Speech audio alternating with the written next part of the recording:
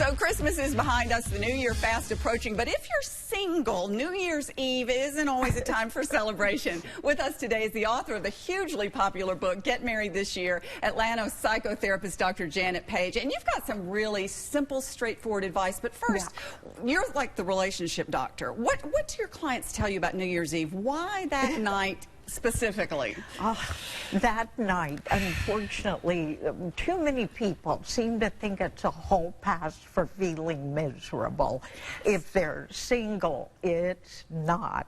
You've got to have two objectives, and number one is do not lose altitude on your attitude. Don't lose altitude on your attitude. All right, what does that mean? That means stay in a state of joy. And if you can't accomplish it, at least don't go all the way down about being so miserable. Call it a wash and save your energy for the next year. Like just pretend like it's just any other night and not New Year's Eve?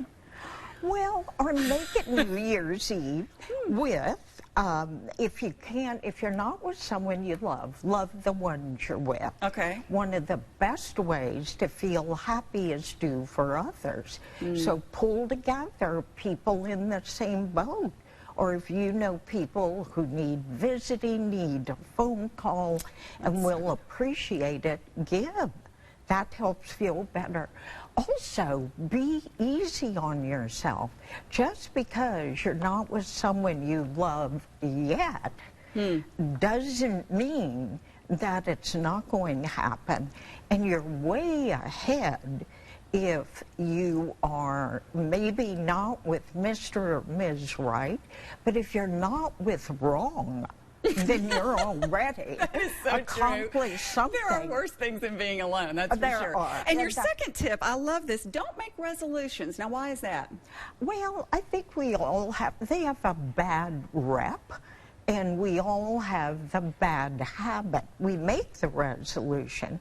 Most people break them in January, and most are repeat resolutions. Just forget it.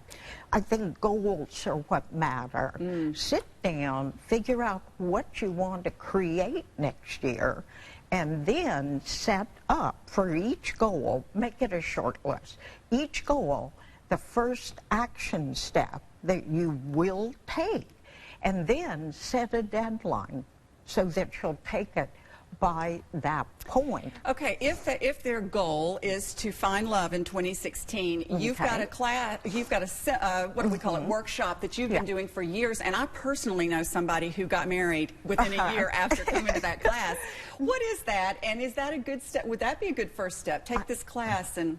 Absolutely. That would be one thing that could matter. If you want to find love next year, then set it up. You know, figure out the things you can do that would help you.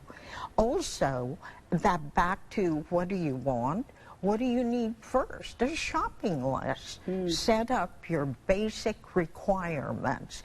And then don't let yourself get stuck on somebody that has a whole bunch of characteristics, but they're not yours. Well, your class really does have a lot of great tips like that. But first, we got to get through New Year's Eve. So New Year's Eve. Yes, and it's not Groundhog's Day. It's not Groundhog's Day. It's New Year's Eve. I love that. Not that is such good advice. Thank you so much for being here. Thank you, Kimberly. For more tips on celebrating single or finding love in 2016, you can log on to drjanetpage.com.